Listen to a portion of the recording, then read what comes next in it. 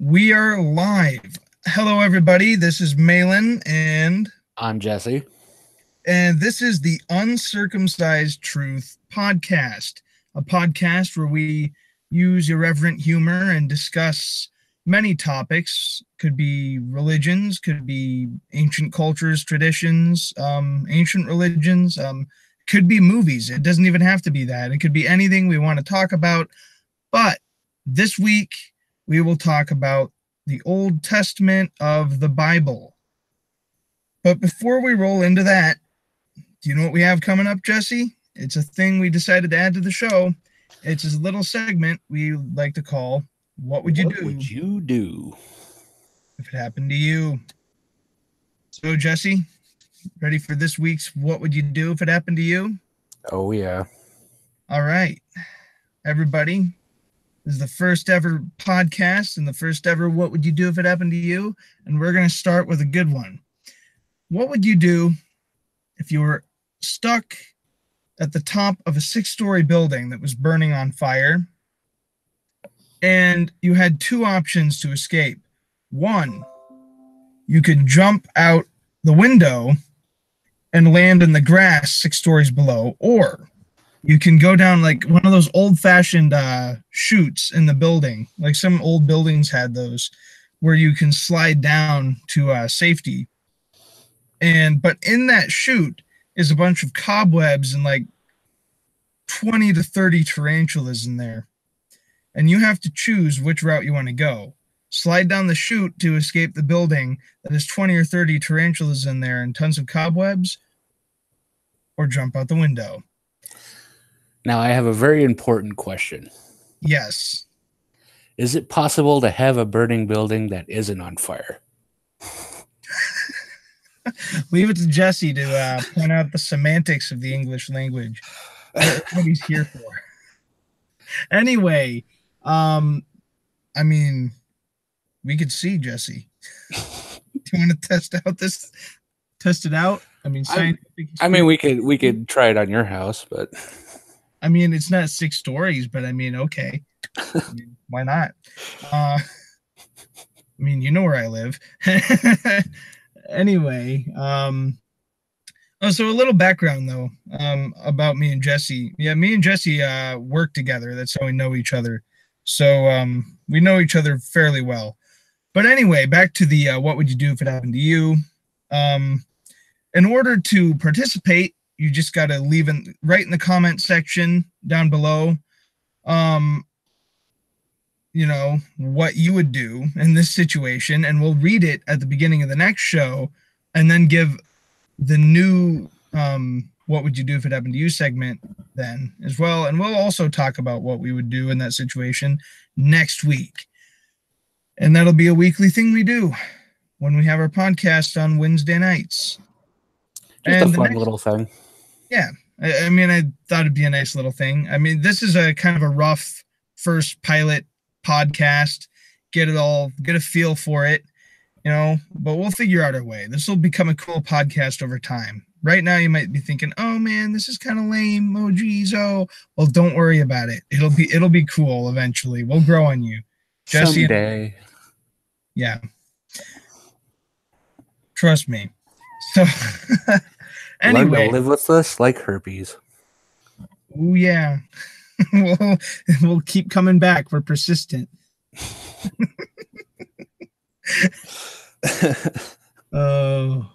Anyway, another little thing we'd like to do before we start the show every week is give a music artist or band of the week for you to go check out. Something we think you should check out. Maybe it's an artist that we think is underrated, doesn't get enough attention, or maybe it's something obscure that we find. Is especially Jesse. He knows all kinds of music groups I hadn't even begun to heard of before. Like, he can list off genres that I did not know exist. Like, name a few right now, Jesse. What, Norwegian death polka? Norwegian death polka. See, there's so much great stuff you can learn from having Jesse around. Full of useless facts and information. I mean, but that's useful for a podcast. That's the great thing. True. So Anyway, this week's music artist of the week is a band called Granddaddy.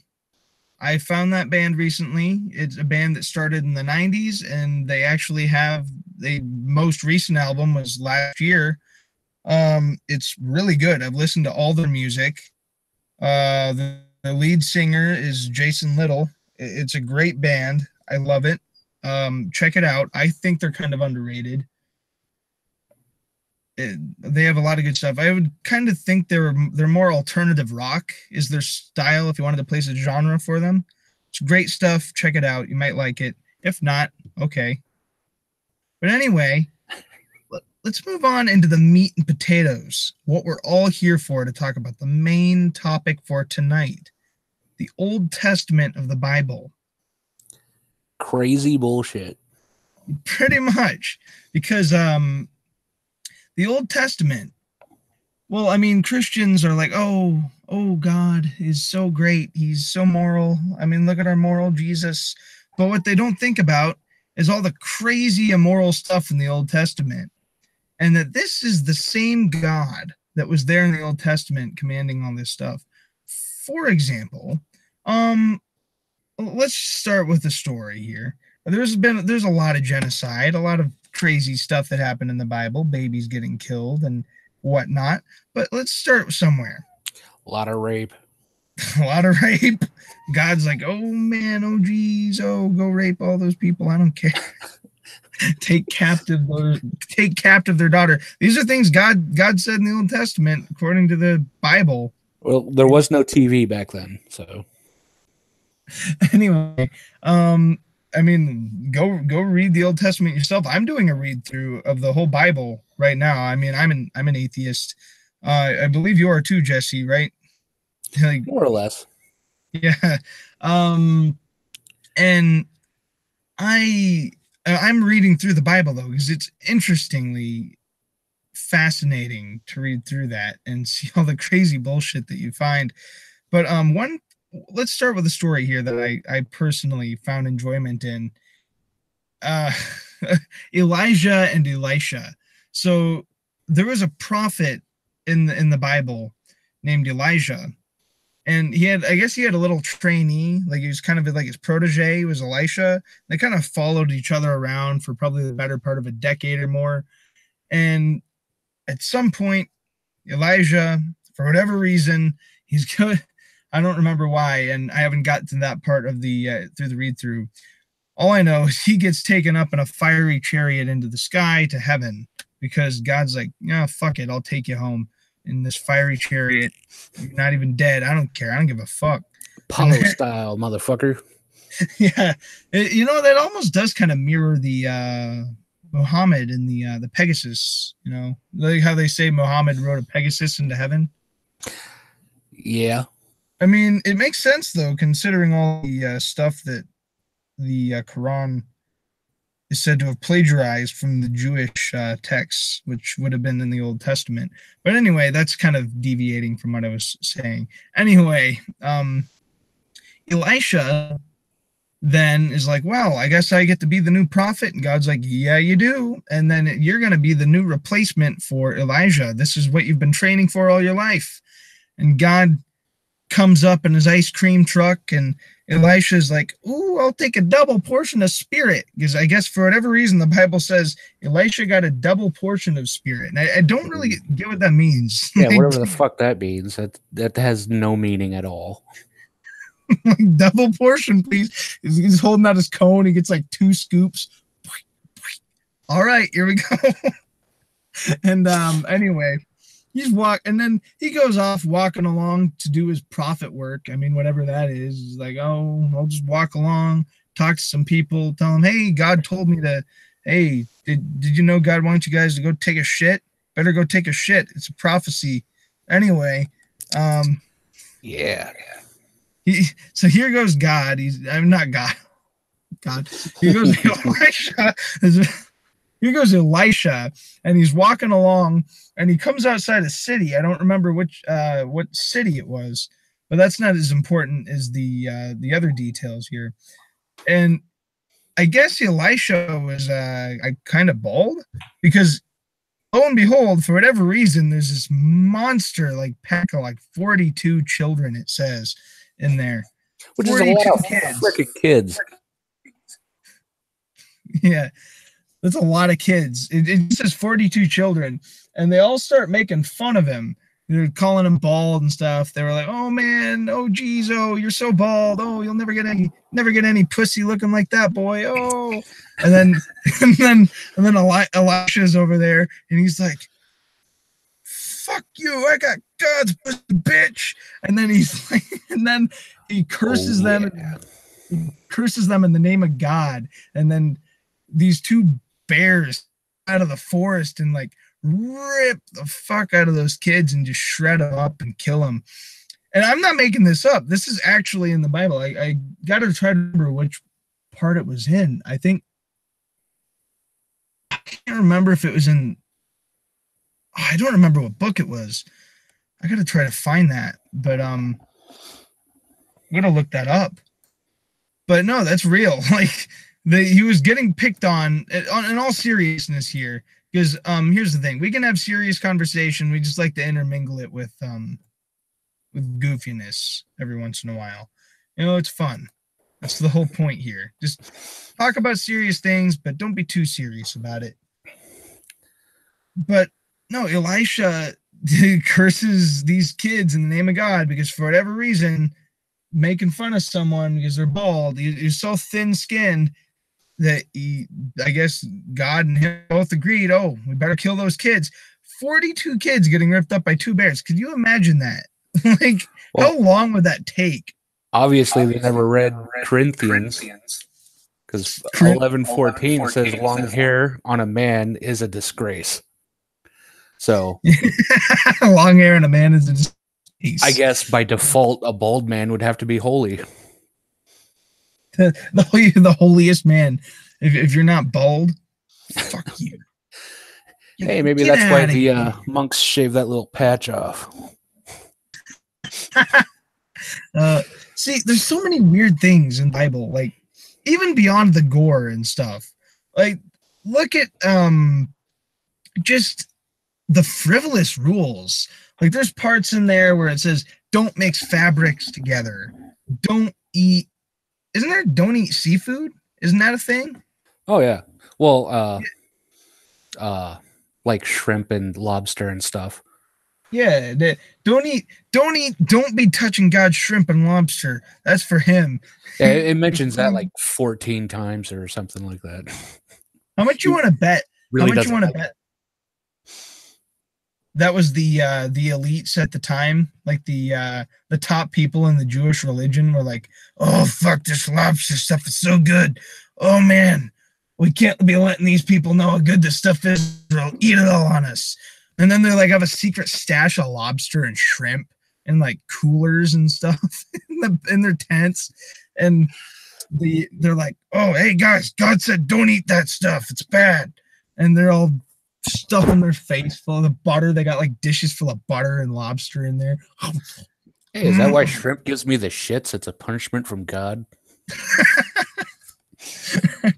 I bet. Oh, there was another story in the Bible that I had read, because I'm only through like chapter 40 something in Genesis right now, and there was a story that I had read where it was Jacob in the Bible. His daughter, I guess, went into the city. It was more like a city-state, kind of like, you know, old-fashioned city with a wall, and, you know, it kind of had its own self-contained government thing there. And I guess for whatever reason, the king saw the daughter and was like, you know what? She's pretty hot. And I mean, I don't really, the way it was written, like, I can't remember for sure. It kind of almost sounded like it would have been consensual, but knowing the Old Testament, I'm not sure. So that's not really a thing. Yeah, either the king did have a consensual relationship with the daughter, or it was rape. I don't know which. Usually they just concern themselves with if the woman's heard screaming or not. Yeah. But either which way, it doesn't excuse what happens next. So what happens next is, I guess, Jacob's like, well, Jacob and Jacob's sons find out, and they're like, oh wow, she was defiled. So they go in to talk to the king, and they're like, look, you defiled our daughter. And he said, oh no, hold on now. Look, I'm willing to make a deal. I will, just tell me what you want. I really want. I'll tell you what you want. I can't even sing it right. Oh, okay. And stop. Anyway, I guess the king was like, I want to marry her, and let's talk. Let's see what we can trade here, because back then they traded women. Women didn't have agency in the Old Testament of the Bible. So women were sensible back then. Yeah, I'm pretty sure like a cow and some sheep was worth more than a woman in the Old Testament of the Bible. I mean, it might be overpaying.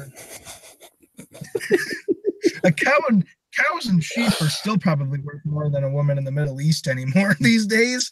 I don't even know. It's a pretty fucked up part of the world, especially in the time that they're talking about this being written. So anyway, they I guess what they wanted was, they were like, look, all right, we will let you marry my daughter. And the brothers would have been their sister. We'll let it happen, but you better not. Oh, there's one thing we demand, you and all your people. If you disobey this one command, the most holiest of commands from God, I swear, if there's any foreskins on any dicks inside your city, oh boy, the wrath of everyone, all God's people are going to rain on you, because, if there's any skin on those dicks and you're fucking with it, that's so bad. Because, they... But you got to make sure... You got to make sure not to take too much off, because if your penis or testicles are removed, you are not allowed to the assembly of the Lord. Oh, yeah. I forgot about that. Oh, could you imagine someone gets a botched circumcision? Shit, I can't go to the Lord. Whoops. Sorry about that hell. Because God's like, God needs nice, pristine privates when you go before him, because I guess there's something that they didn't tell you went on in there. I mean, God was like sucking their dicks. He likes a clean swinging dick. Maybe maybe God was like a Catholic priest to them. That's where it comes from. And they were like little boys, and he's like, you better be pristine. This is so bad. Anyway, this is why we shouldn't have done this on YouTube. Anyway, then maybe that's what it was. I don't know. But anyway, back to the story. So the king was like, all right, fine. Everybody in this city, they're all going to be they won't have any foreskin on their dicks. Trust me. So then he goes, and every man that goes in and out of that city, everyone, they're all getting circumcised. And then this is where it starts to get fucked up, because on the third day after they were all circumcised, I guess in the Bible, I remember it saying this, when they were all sore on the third day, because I guess their dicks were hurting from cutting the foreskin off. And Jacob and his sons and all of Jacob's men came into the city and just started slaughtering everybody, pillaging, slaughtering. And here's why that's fucked up, because it's not even like, oh, the king raped our daughter or something, or defiled our daughter, we're gonna kill the king. No, it was we're gonna go in and we're gonna slaughter everybody. It doesn't matter if they had anything to do with the situation at all. We're going to go in and kill all the men, all the innocent people. They go in and they take women, hostage to do as they please. They pillage everything. Yeah. They take women hostage, and they kill animals and everything. It's messed up. And they're like, yeah, we did a good thing. Really? You just killed a whole bunch of innocent people and basically eliminated a city. Like, let's see, Israelites answer to everything. It's something like Monty Python. It's like, oh, there I go again. Oh, sorry about that. Oh yeah, when you were running everybody. Sorry, didn't mean to. The Israelites. Oh, it's like, oh, genocide time. Just get carried away. Did you see that? That guy's like, oh, that guy's accident. You stuck a sword through his head. I didn't mean to. That guy tipped my camel over. Time to raid his village. I don't even. Oh, the Bible, man. The Old Testament in particular.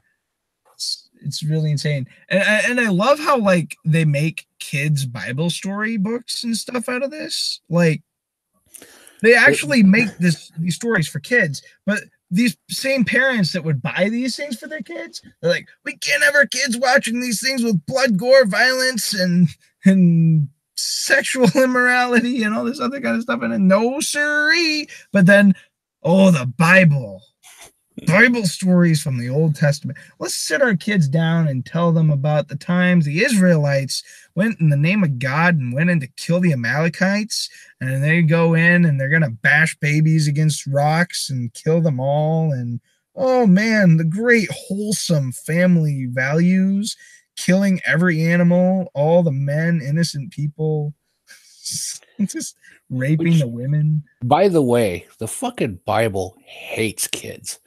Oh, it does so absolutely much. Hates kids. In fact, it says that you have to beat them to deliver their souls from hell. Oh, you just reminded me of that one rule, the Jewish rule, and I don't remember which book it was, but it talked about the punishment for if kids were like rebellious or something. Oh, yeah. Take your kids out to the community and they're like, oh, hey, they disobeyed me. It's like, what the fuck? And they go and they get stoned. They stoned them to death. Stoned them to death. Oh, it's so bad. And not the cool way. No, it wasn't getting stoned with like, they weren't like here take a hit on this bong. It wasn't that kind of stoned. That'd take a while. They were getting oh. I'm sure it wouldn't take too long once you get hit in the fucking head with a rock. Actually, Jesse, tell me what it was that you learned about some of the holy anointing oils that they used in the Old Testament. Oh yeah, there was what was the original? There was an original herb that they had put in there, but they translated it wrong. And it actually turned out to be cannabis. So it was like a massive amount of weed went into the ointment, and they would just slather themselves with that and just get high as fuck. Oh, like, and then I suppose that's where you get a lot of this weird shit. Oh, it's amazing. And where did you learn that from? Where did I learn that from? There was a article I was reading about mistranslations. Mm-hmm. I don't remember exactly where I got that from, but it was there was several things in there. A lot of them were very whatever and forgettable, but that one kind of caught my eye. Well, I mean, it's really funny because like there's some conservative Christian types that are like, oh, weed is so terrible. Oh, weed, God wouldn't condone weed. And then you go and find like these true translations in the Old Testament where it talks, about the different, what's in the anointing oils. And you find out there's cannabis in there. It was a major commodity back then. And it wasn't for just hemp to make rope and stuff. Oh, I bet it was a medicine. It was a leisure thing too. It wasn't all just strict. Like they got down with it. I mean, I'm pretty sure. Let's get real. That pillar of smoke in Exodus, that probably wasn't God's smoke. They're probably smoking the devil's lettuce down there in camp, just wafting it toward God. God's like, oh yeah, getting all high off that. It's like, well, I mean, you got to have some pretty good shit to see a burning bush. Especially if it talks to you. Damn. He was like, holy shit, that bush is talking. It's telling me stuff. Gotta go to that mountain over there. I knew I shouldn't have covered myself in ointment and smoked at the same time. I'm gonna be high for days. They got to bring in the holy brownies. Oh, wait, do you know what'd be funny is if like you know how like in the Old Testament it says how there was like, I don't remember what they call it, but like the kind of the top priest guy, and once a year he got to go in unto God, but he had to follow the strict protocol when he went in so he wouldn't die. Oh yeah. The whole thing, it's like he's going in there and he's smoking weed with God. They're just getting high. They're like using all the anointing oils in there, eating the holy brownies and smoking blunts in there. Just, I mean, even if you were actually hanging out with God, that's the only way you're like, yeah, man, this makes sense. Yeah. Oh God, you want us to genocide people for you? Oh, okay, all right. Well, no problem. Oh, wow. You want me to bash little kids on the rocks? All right, man. You're God. Man, you're pretty cool in here. I mean, not everybody gets to see this side of you, man. I mean, you made this shit, and this was pretty fucking good. So he accidentally breaks the bong, and God just kills him. Oh, that's 40 years in the desert, asshole. Party foul. Fuck you. God's like, fuck you, you broke the ball. He just strikes him dead. Ooh, somebody didn't follow protocol in there. You know, actually, that is kind of interesting. I don't know if it says that in the Bible, but what would have happened to them if they had disobeyed protocol? Nobody can go in there except the one guy in the 1 day a year. He dies in there because he breaks protocol. How do they get him out? They're just like, well, let's hope God eats them. I guess he just stays. Because if you don't prepare, what do? You probably explode into a pink mist. I mean, probably. God just drinks you. You're a smoothie. Wow. Oh, do you know what I want to talk about? What's Job. that? Because the Bible, it's so easy to see, especially in the Old Testament, how man-made it is. It's all about agriculture, wealth. It's power play, it's power grab. But one interesting thing that adds a real human element to it that I find fascinating is the book of Job. Because in the book of Job, it is literally God and the devil making a bet. Like they're betting. Like God's like, oh, I know everything, but I don't know the outcome of this. I gotta find out. Who is Job gonna stay loyal to me if I fuck him up? And then there's like, all right, let's find out. And there's absolutely nothing immoral about this at all. Yeah. And well, it's funny because like they're like, God's supposed to know everything. He's like, he knows everything throughout all time, throughout all, like, but I don't know what'll happen. Better find out. Bet time. And then he makes a bet with the devil. God making a bet with the devil. I bet Christians don't even. I mean, if he did know everything, the devil would know that he knows everything, so he wouldn't have taken the damn bet. Yeah, I mean, none of it makes sense. But I mean, then God's like, all right, time to fuck Job up. I mean, Job has nothing to do with anything. And then it's like, all right, I'm going to kill all of you. I think they killed all of his kids. And then it was like, he like killed his livestock. I think he ruined his home, maybe. I think the only thing he had left by the end of that little decimated ordeal, him. yeah, I think the only thing he had left by the end of that little ordeal was like his wife, maybe. I think he had his wife left. And then like his friends were coming over and I think they all have boils and shit too, so yeah. Like they got all messed up with that, so well, that was after. Like I think it was like wow, God. God's like, hey, he's still going. Like, hey, look, you took all this stuff away from me. I don't care. I still love you, God. Oh yeah. And then the devil's like, but what if you make him sick? And then God's like, oh, that's a great idea. I don't know. Let's try it. And then, hey, Job, fuck you. Hey, Job, I know you're my number one fan, but and then he's like, here, take some boils.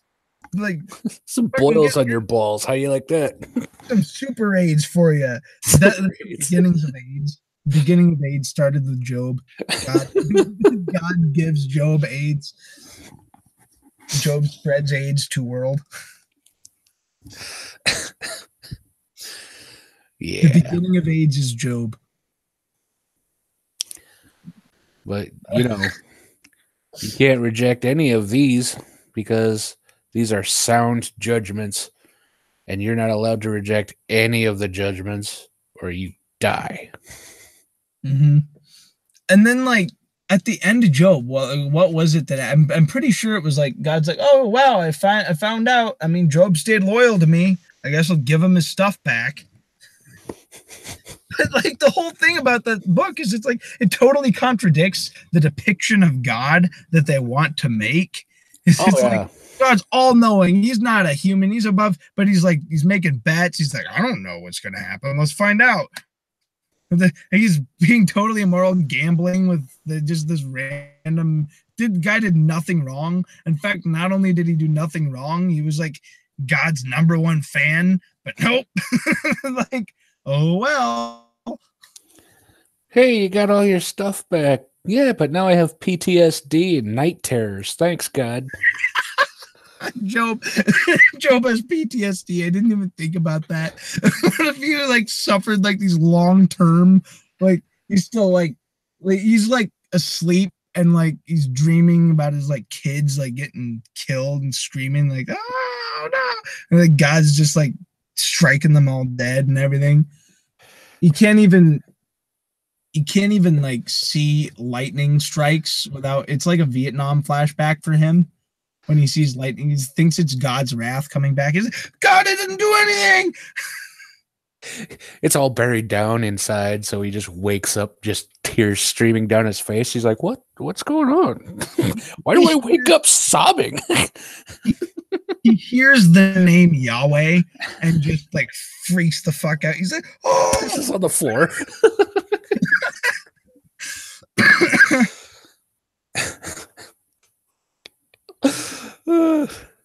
Yeah, that's got to have severe damaging effects to your brain. I mean, like, like most of this stuff probably never happened, but at the same time, it's like, it's just so fucked up. It's actually a comfort to know that this stuff didn't happen. Well, I mean, I think depends on where you look. There's certain historical elements like groups of people and other things that did actually exist. It's just that a lot of the stories and stuff around them are not true. For example, yeah, like for example, there's no record at all that the Jews were ever in Egypt. Funny how that works. You could find evidence of a small village in Nova Scotia that dates way back when, but you can't find one artifact saying that the Jews were in Egypt around that time. And actually, another fucked up thing about Exodus we got to talk about here. So God, gets Moses in there. Hey, let my people get out of here. Get them out. Get out of here. And then it's like, and then God, it says in the Bible, God hardened Pharaoh's heart. Like if there's one thing in that whole Exodus story I'm going to remember, it's that in the Bible, King James Version, God hardened Pharaoh's heart. And, and the Pharaoh said no because it said God hardened it. So it's not even like Pharaoh was like, he didn't even give Pharaoh a choice really to say, yeah, I'll let him go, because Pharaoh might have. And he was like, I don't want to get fucked up again. Like, maybe not the first time, I don't know, but like after you get fucked up a few times, you might go, yeah, fine, get him out of here. But God's no, just like, nah, fuck you, you're gonna. And then God's like, what the fuck? I hardened your heart and you didn't let them go? I gotta punish you.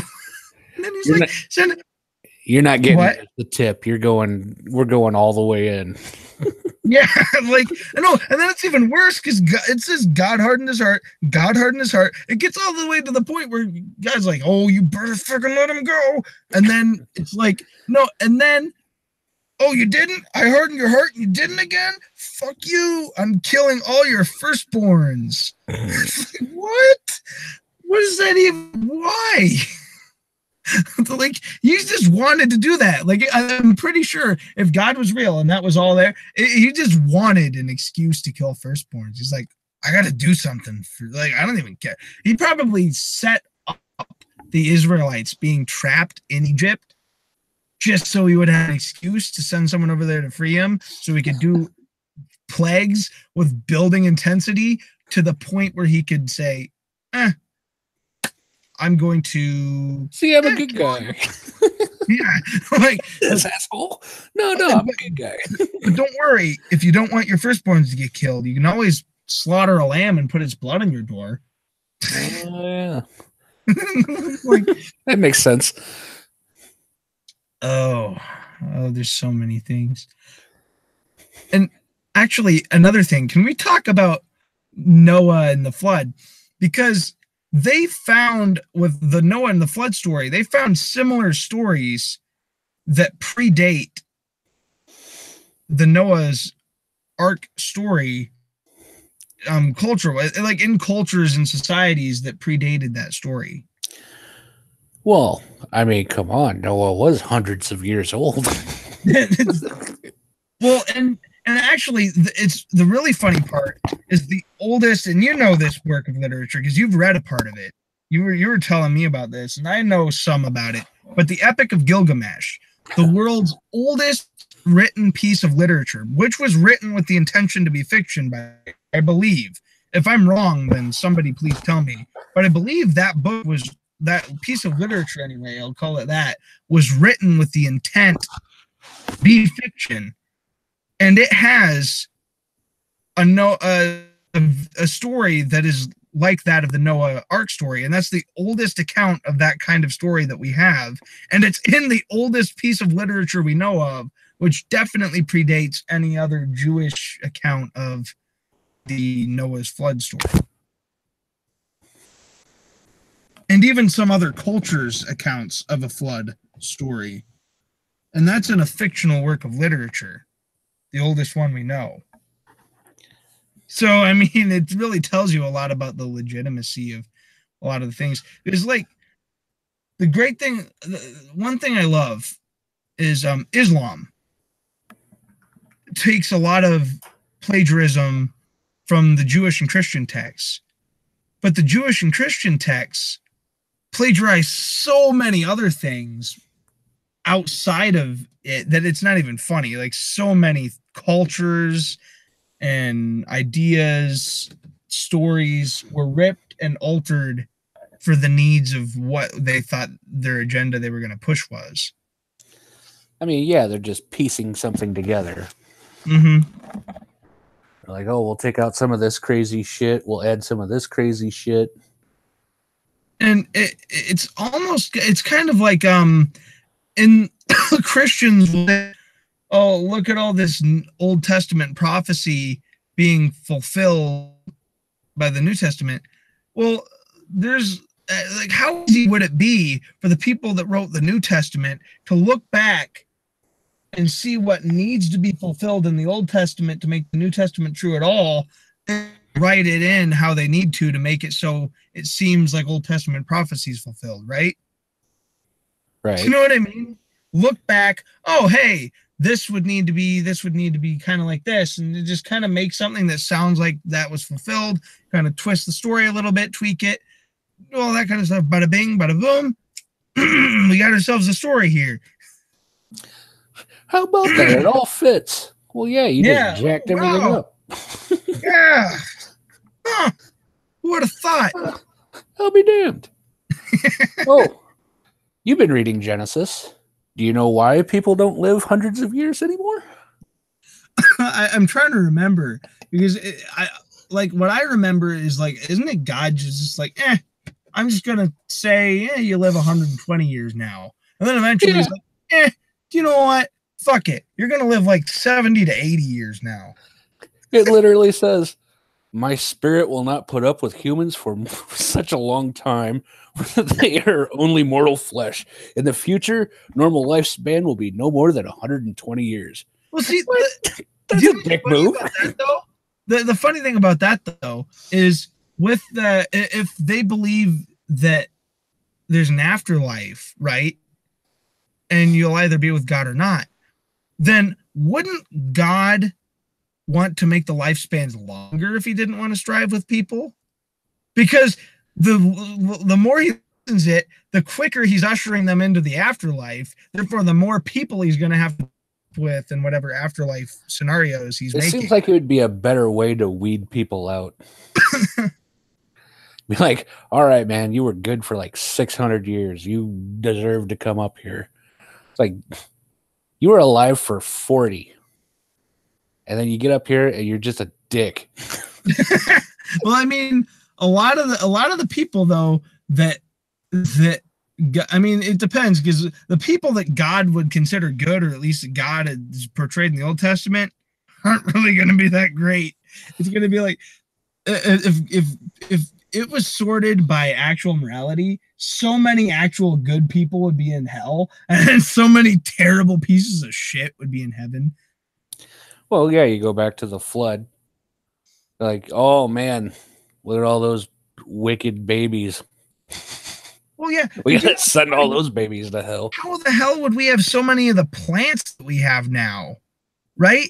Because it's not like they had a seed vault like we have seed vaults today in various locations, right? It's not like they had that stuff back then.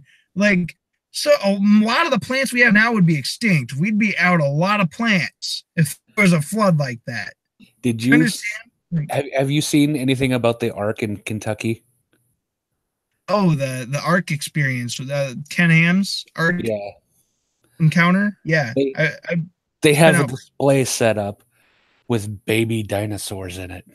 Oh, there was I believe they had a velociraptor or some sort of a dinosaur with a saddle on it. Like, I think it was maybe a triceratops, something that would have worked with a saddle.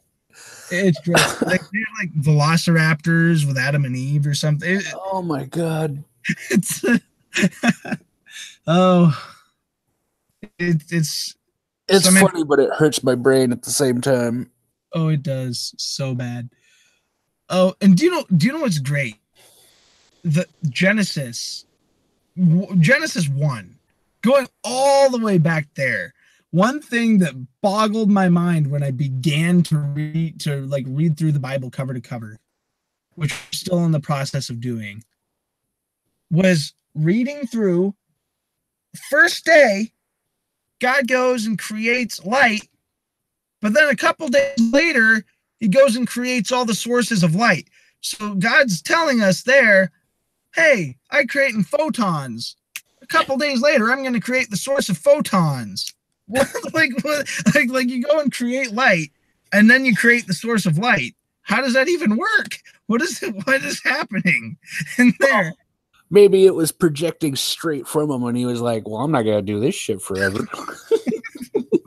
I mean, like, it doesn't even make any sense, though. It's like, oh, man, oh, geez, it's so dark in here. Fuck. Light time. Oh, yeah, I forgot. I got to make sources of light. You know, because he's God and he can't see in the dark. Got to make all the stars and the sun for the earth.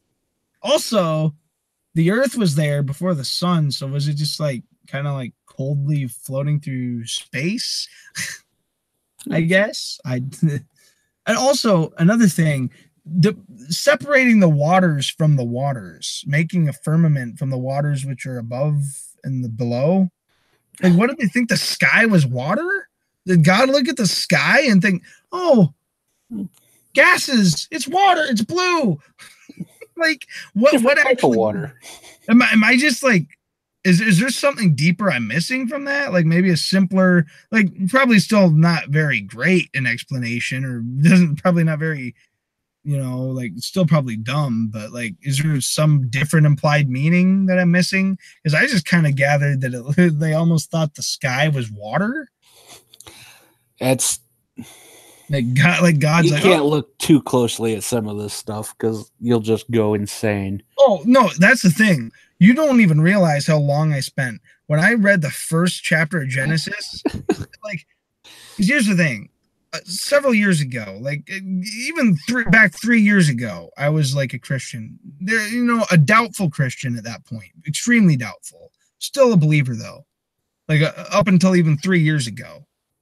And I would have just believed it. Now, since then, in the last 3 years, I'm no expert by any means. I'm not even trying to say I'm I know so much about science. It's just that I have done a lot of research though into how science actually works. And then just knowing what I know, going through and reading the Old Testament, it didn't make any, like Genesis 1, it didn't make any sense at all. It was like stuff going out of order. There was things that didn't make, like, for example, the creating sources of light creating light before there's sources of light didn't make any sense. Well, I mean, it was bound to be chaotic when all this happened, like fucking 6,000 years ago. Yeah, like I just was digging through and it's like I couldn't. There's stuff in there that I honestly believe is so illogically built. There is no explanation for it because I tried sorting out an explanation for how they even began to sort out how that would work. It goes beyond. It's like they didn't even care about how it made sense, or they were just so illiterate, which is probably true. So, considering the sources of who wrote these things, it's so unknowledgeable that it's gibberish. It really was. It took so long for me to get through that first book because I kept stopping and going, oh, hold on. What? And just sorting through it. That's one of the reasons why one of the worst things my parents could have done was send me to Sunday school. Because we start studying the Bible, and I'm like, none of this makes any goddamn sense. Mm-hmm. None of it. You're spouting gibberish at me. This is like you're telling me fucked up stories that are supposed to be good stories, but they just seem like fucked up stories to me. You're talking about stuff that is just impossible, but I guess it happened at one time because people said it did. Like what? Mm-hmm. Yeah. And then you ask questions on it, and then nobody has any answers, and you just have to believe on faith. It's like that doesn't seem very fucking logical to me.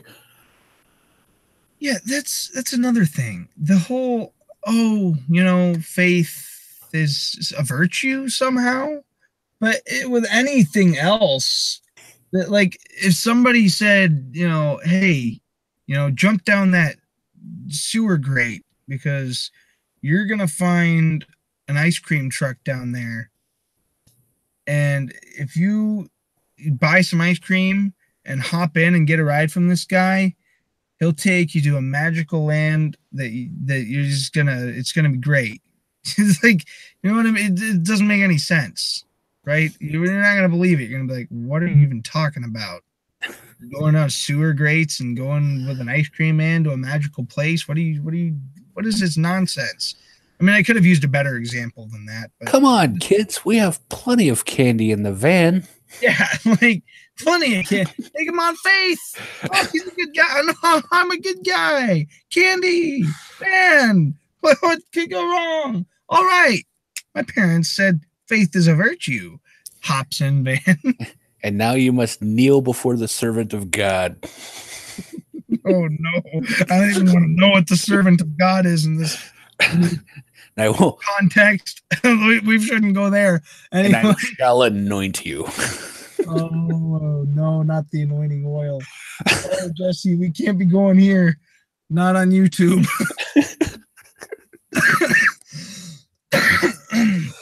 Anyway,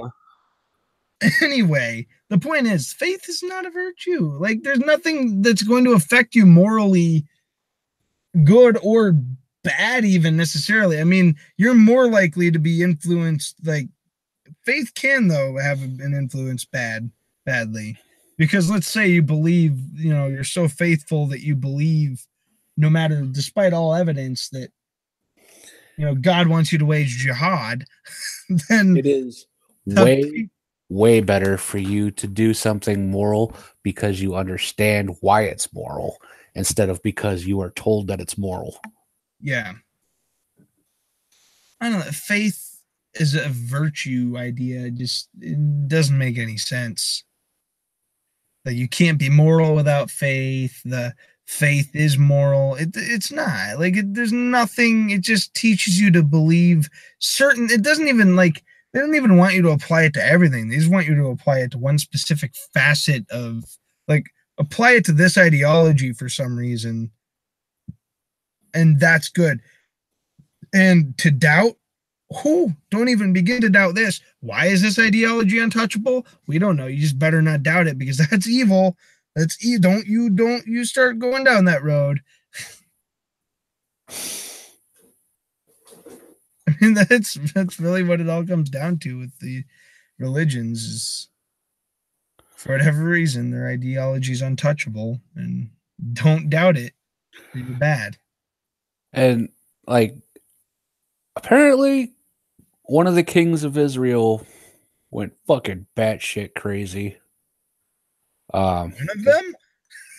Well, I mean, there was one that he was walking along in his city, and he got flagged down by a chick, and she goes, "Come on, let's eat your son today, then we'll eat my son tomorrow." And so they cooked his son and ate him. And then the next day he was like, "All right, now you kill your son, we'll eat him." And she hid her son so that he wouldn't be eaten. So it was like, okay, you just got tricked by a cannibal to eat your son. How good of a king could you possibly be? This wasn't even like somebody that this was just somebody on the street. Wait, just somebody got the idea. Wait, and then besides the fact that the king was stupid enough to let that happen, what the fuck? There's like someone randomly like, I'm gonna prank. It's just a prank, bro. I'm gonna prank your kid. I mean, prank the king into eating his son. It's like, what kind of a prank is that? What kind? The greatest thing, he was all like, "Yeah, that was some good baby. I need some more baby today." that baby yesterday, that hit the spot. It started him on a bad trend. Babies going missing in the kingdom of Israel. All right, are you going to kill your baby today so we can eat him? I don't know what you're talking about. What? Hi, I made you eat your kid. Fucking run away. And there is another aspect of the relationship between God and Israel in the Bible. And it's this. So the fact that Israel and God, it's like Israel's like, oh, they're going about their business, and God's like, oh, you fucked up, bitch, what the fuck?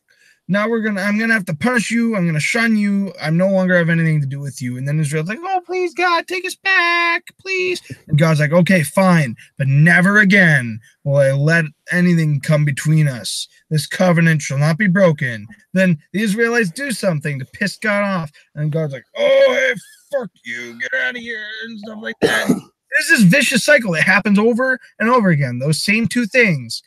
Israel fucks up. God's like, fuck you, get out. Even after God, like, and they're supposedly like, oh, like, you know,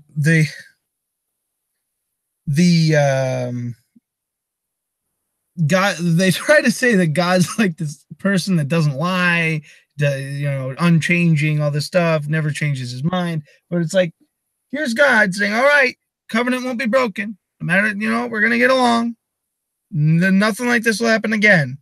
All of a sudden, the Israelites do something, and he's like, oh, fuck you. You're exiled again.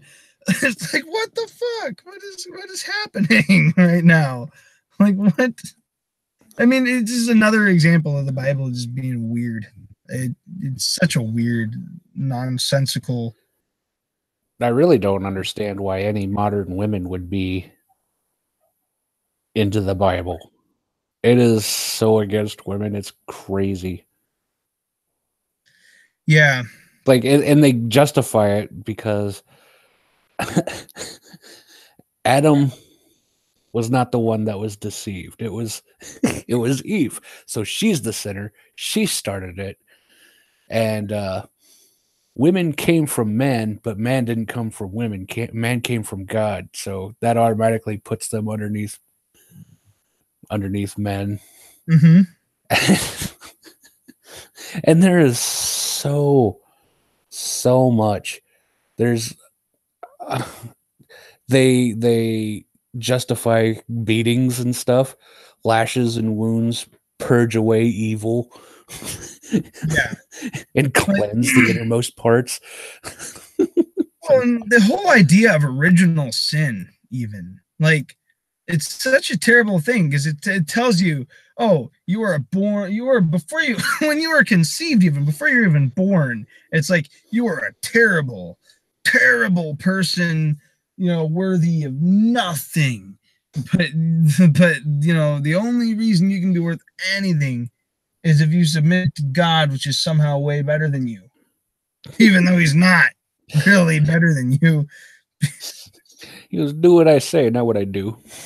Yeah, it's just weird, and it's not good at all. Not moral. I can tell you that much.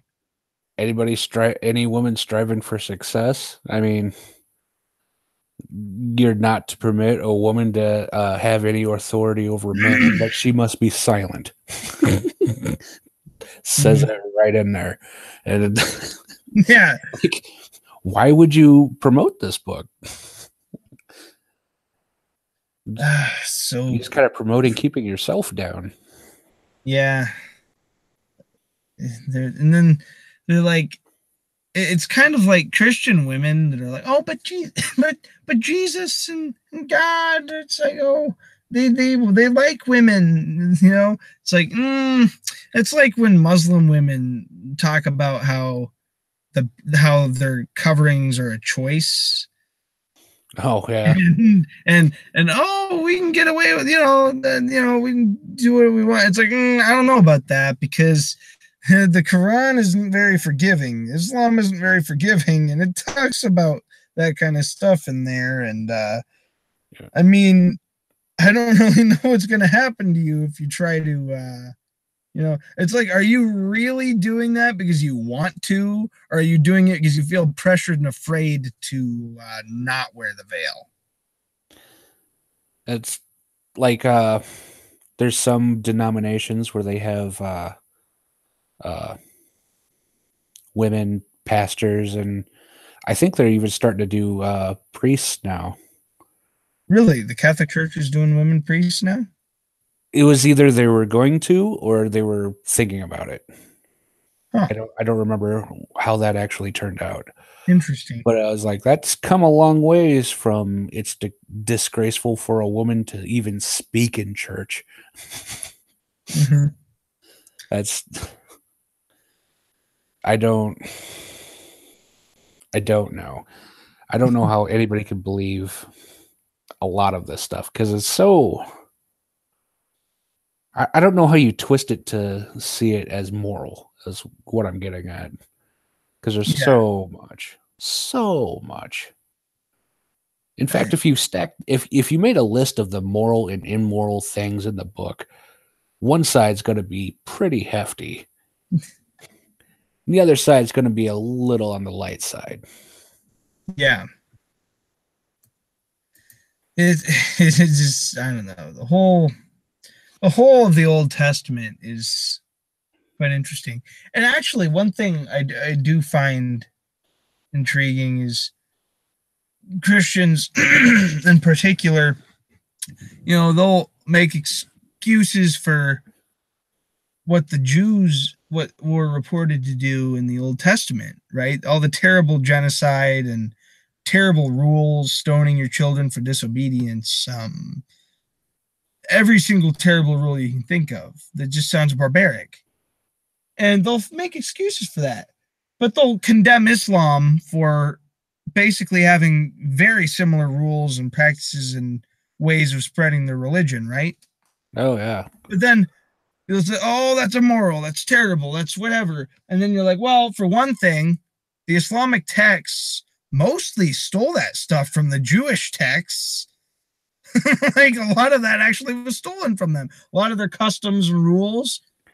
It's just a lot of it was it's like a modified aside. What? It's just a lot of them were laid aside, and they haven't done that in Islam. Yeah, there's a lot, human sacrifice and all that stuff in Judaism. They did away with a lot of it. Yeah, because they just they say they outgrew it and they don't take it as hard-lined as. And they also don't have as many members either. That could also have something to do with it as well.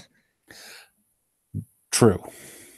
Like Judaism maybe has like something teen million, I think. I don't remember exactly. Maybe 15 million something. I don't remember members around the world anymore. Whereas Islam has well over 1 billion members, and you're way more likely to run into a lot more extremists in a pool of 1 billion than you are 15 million. Well, I mean, just how many would there be today if there wasn't 6 million of them roasted? So, oh, Jesse. Oh, you can't make that kind of joke on YouTube these days, man. Oh, I'm just saying they, if every one of those had like a couple of children and then their children had a couple of children, there'd be a lot more. Well, maybe. I guess if that's the road you want to take. But that's anyway. just my way of working in the Holocaust. Oh, Jesse. Oh no. So the point I was trying to make, though, before we went down that route, Jesse, was I didn't even say anything bad. I know, Jesse. I mean, it depends, because it's just the way YouTube is anymore.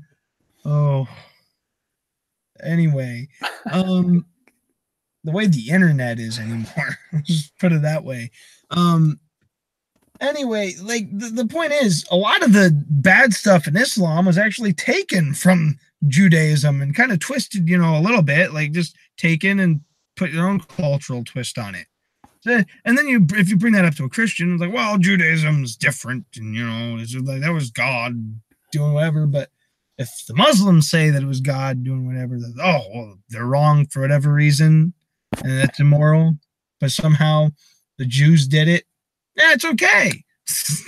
Yeah. No, that's different. No, you can't. No, don't even. No. Gotta love those double standards. Yeah, it's like, what are you, some immoral person trying to say that God can't order genocide? Like, what are you talking about? Oh, he could do whatever. Yeah, it's God. Genocide's nothing. Why didn't he send an angel down? He did it before. Hell, he had one angel take out, what was it, over 180,000 people? And another thing that's great is technically Islam is just a different iteration of the same God. So it's like it's all moral if it comes from God, as long as it's the right iteration of the same God. Like technically, there are 3 different iterations of the same God, at least. The 3 basic iterations, anyway, because you can go further with the different denominations in between all 3 of them, but there's at least 3 major different versions of the same God. There's the Jewish version where it's Yahweh, but they're like, there never was a true Messiah yet. The Christian version, where it's like, there's Yahweh, and there was the true Messiah, Jesus, already. And then there's the Muslim version, which is a varied version, like a variant of the Jewish version of it, except there is never going to be, with the exception that the Jews believe that there's supposed to be a Messiah. It's just that Jesus wasn't, except the Muslims have like a varied version of the Jewish one, where it's like a lot of laws are the same, a lot of the God is the same, and even the history and the lore and everything. But there is never supposed to be a Messiah, and there was never supposed to be one. And there never will be. Like, man, they have a thing against people having heads. Yeah. But it's like 3 main iterations of the exact same God. It's just different, like, ideas. You don't worship the invisible man correctly. You're evil. Which I find interesting. And then you can go further within each of them. Like, you know, you get the Mormons and the Catholics in the Christian realm, and you get, you know, a whole bunch of crazy different ideas of looking at things. I can never really wrap my head around Catholicism, because to me that is just a pagan religion. The way they worship saints and stuff is like, you have a worship hierarchy. It's basically you're worshiping several different things, which I'm pretty sure God isn't for. Yeah. If you look in the actual what it says in the Bible, I think he gets pretty testy about that kind of thing. Like fucking raining fire from the sky, kind of testy about that kind of thing. I don't know. It's all a bunch of nonsense in reality. You're not supposed to pray to an idol, so the first thing that they did was turn Jesus into an idol. Mm-hmm. And like, okay. The crucifixion, I'm pretty sure you weren't supposed to even have that, but it's, you know, it's God reborn, so there's an exception, I guess. And then you need to tell all your deepest, darkest secrets to a man behind a wall. Never mind that slapping sound. Yeah, the confessional thing with the Catholic Church. I mean, you'd have to think, like, you know, they're just recording this stuff to use for you as blackmail at some point. Like Scientology style. Yeah, Scientology style. They're just like, oh, what the fuck? You like fap 10 times in a night? Jesus Christ. Just, I don't know, something dumb. It's like, imagine what politicians would have. Holy shit. A Catholic politician, the Catholic Church is like, do you even want us to do you want to tell them like your internet porn history? No. What we say. Internet what? I don't. Yeah, is there such a thing? Catholics, like the Catholic Church, oh, we know everything. It's like, fuck. I watch nothing but Disney. I bet you do. No. We just happen to have a Disney theater in the back of our church. Oh, wow. Little communion wine. Man, it's hot in here. Mind if I take this off?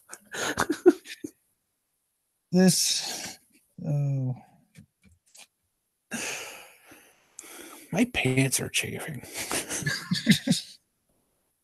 Anyway. This is the Old Testament. There's so much more stuff than we've even talked about. Like, yeah. I mean, you really can't cover everything. There's no way to remember that much. It just goes on and on. Mm-hmm. You know, yeah, I mean, we did cover quite a bit of stuff, though. Yeah, we kind of jumped around a little bit, but we got a good chunk. Yeah, and by the way, for anybody that's watching this later or watching it now, we were supposed to started earlier, like more closer to 11, but due to some technical difficulties, due to YouTube related things, we weren't able to start until later. But in the future, we have agreed upon the start time of 11:30 Wednesday nights. So every Wednesday night, 11:30 p.m. Central Time, you can find Jesse and me, Mahlon, here doing the Uncircumcised Truth Podcast, which, by the way, Jesse came up with the name for that. Is we were having a conversation. Surprise, surprise. Similar to that we had now. And Jesse, just like, I don't know, he, in all of his brilliance, somehow pulled that name out. And it was nice. I mean, I don't think anyone really was using it, so it was cool. So now it's ours. Well, people don't care for uncircumcised truths. Yeah. Only the circumcised truths. The circumcised truths. Oh, but I mean, if we just talk about subjects that we like, serious subjects, but we we just don't have to take it all too seriously, discuss it seriously, but you have fun with it. Be goofy. That's what stuff we've had. That way. Yeah. It's essentially, this is like taking conversations that we'll have in private and just putting it online, because we talk we just talk about stuff all the time after work, or because we work together, we're co-workers. We've had conversations like this before, and we're like, why not do this in podcast format live via YouTube on the internet?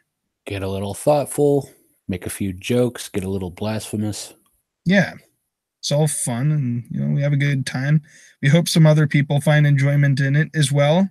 And it's not always going to be about subjects like this. We found some movies and other pieces of literature, other things that we want to talk about. Oh yeah, this is just where we started. Yeah, and we will cover things similar to this in the future. It'll just be whatever we want, but we'll have a good time covering a variety of things. And next week, we have the topic all picked out for next Wednesday already. And this is courtesy of Jesse, because this is one of his personal favorites. And it's actually something I've wanted to get into for a while. Want to tell him what it is, Jesse? Oh, the Epic of Gilgamesh? Yes. It is very interesting. There's some Bigfoot love in there. There's war. There's prostitutes. Everything you could want. Interesting read. Oldest piece of literature, which it is the world's oldest piece of literature. I believe I mentioned that earlier in the podcast when I brought it up in a different context, but it'll be interesting. We're going to be, looking up on that, and we'll talk about it next week, which should be great. And yeah. And as we're wrapping it up here, because I think we're about ready to wrap up this first ever podcast, which it wasn't a bad one, a little rough around the edges in some ways. And yeah, the podcast we'll get used to it more as we go along. And maybe we'll even add some more fancy stuff to the background and make it a little more entertaining to watch. Maybe some art, maybe add some stuff to it, but that'll all come as we go along. It'll get better. No podcast is going to start out an all-star looking podcast right away, but they get there eventually. I wouldn't trust it. Yeah, if it did, I mean, that'd be weird. But, they all get there over time. They have to evolve into what they become. And they all usually start out something like this. Something, very rough around the edges. But it wasn't bad. But just a reminder, if you don't remember what the segment we have beforehand was, the what would you do if it happened to you, please go back to the beginning of the video and hear us talk about it there, and just tell us what would you do if it happened to you in the comments from that segment earlier before the show. It's a segment we do. Write about what you do in that scenario, and we'll read the comments that we get in the next video, talk about what we would do ourselves, and then give a new what would you do if it happened to you, so we can do it all again the next week. Sound fun? And don't forget to check out the Artist of the Week, Granddaddy. It's the band we decided to recommend, and we'll recommend a new band or music artist every week. Oh, yeah. Have anything else you want to say, Jesse? I think we pretty much covered everything. Yeah, this was not bad. I believe I will get ready to cut the broadcast and say goodbye, Jesse. This has been Mahlon and Jesse for the Uncircumcised Truth Podcast. Have a good week.